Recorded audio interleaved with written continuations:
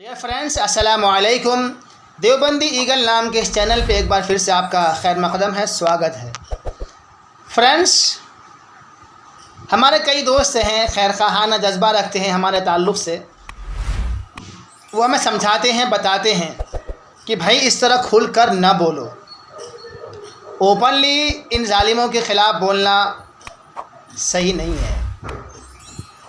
मेरे दोस्त, मैं आपका शुक्रिया अदा करता हूँ। आप हमारी खैर खाही करते हैं, हमसे मोहब्बत करते हैं। आज की दुनिया में ऐसे खैर खाना और मोहब्बत के जज्बे रखने वाले लोग कम मिलते हैं। अल्लाह आपको खुश रख के जज़ाए खैर दे। लेकिन मैं आपको स्क्रीन पर कुछ फ़ोटोज़ दिखा रहा हूँ फ्रेंड्स, आपको हमारे बैकग्राउंड में नज़र आ रहा होगा। सर आप मुझे बताइए ना कि अगर इस तरह के न्यूज़ चैनल्स हेडलाइन कायम करेंगे और मुल्क में जो परेशानी अभी चल रही है, आप लोग न्यूज़ में देख रहे होंगे या सोशल मीडिया पे आप लोग एक्टिव होंगे तो आपको नज़र आ रहा होगा। ऐसे मौके पे इस तरह की हेडिंग से क्या मतलब होता है? यानी खुले तौर पर एक पक्ष में होकर बोलना, एक पक्ष के हक़ में न्यूज़ दिखाना, एक पक्ष के हक़ में जाकर सारी चीज़ें पब्लिक के सामने पेश करना। ये मुल्क को रेडियो रवांडा के तर्ज पर न्यूज़ दिखाने की कोशिश नहीं है। आप पूछेंगे रेडियो रवांडा क्या है? आप इंतज़ार कीजिए, अगली वीडियो में हम आपको रेडियो रवांडा के बारे में बताएंगे। लेकिन अभी मैं आपसे सिर्फ इतना कहना चाहता हूँ कि इन सारे न्यूज़ चैनल्स को देखकर आपको क्या लगता है? क्या हमारा और आपका एक न्यूज़ चैनल नहीं होना चाहिए?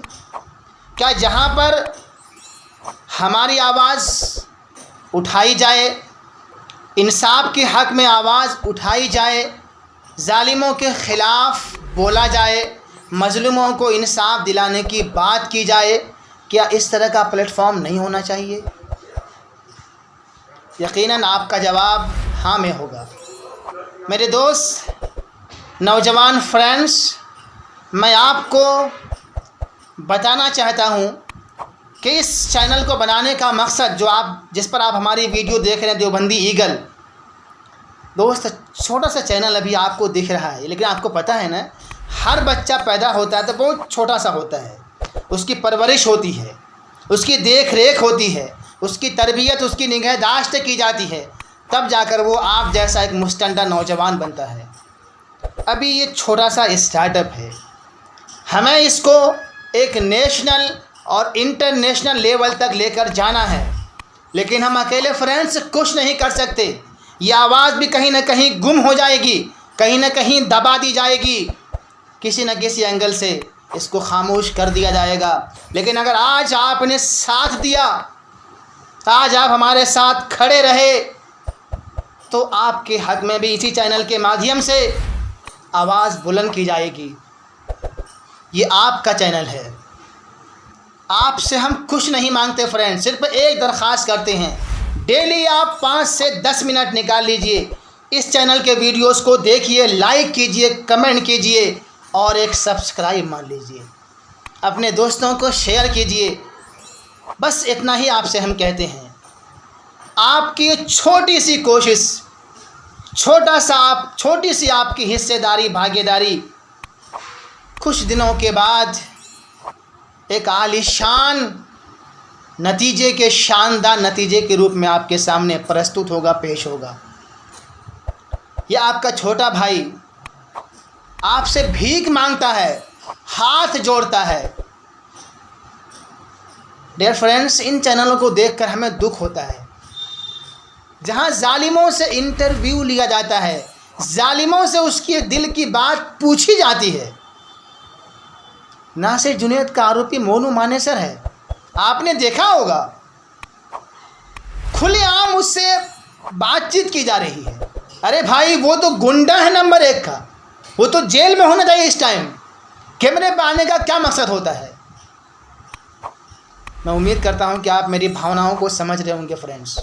खुश नहीं, सिर्फ एक कोशिश कीजिए, एक कोशिश, नतीजा आपके सामने आएगा। हम नहीं तो कोई और, वो नहीं तो कोई और।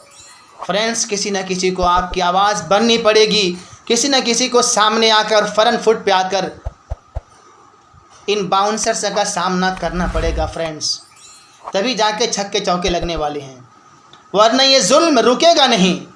कितने पहलू खान, नासिर जुनैद, तबरेज़ अंसारी और न जाने कितने बेचारे चले गए और यूँ ही होता रहेगा फ्रेंड्स। जालिमों के ख़िलाफ़ बोलना, मज़लूमों को इंसाफ दिलाना, ये हमारा काम है फ्रेंड्स। हम उम्मीद करते हैं कि आप मेरी भावनाओं को समझ रहे होंगे।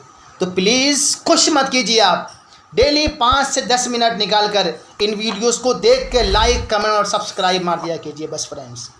आप यकीन जानिए टाइम लगेगा, लेकिन हम आपकी आवाज़ बनेंगे और इंशाअल्लाह अभी ये छोटा सा स्टार्टअप एक दिन नेशनल और इंटरनेशनल लेवल का प्लेटफॉर्म बनेगा, जहां आप अपनी बात कहेंगे, जहां हक़ की बात होगी, इंसाफ की बात होगी, जालिमों को ज़ुल्म से रोकने की बात होगी।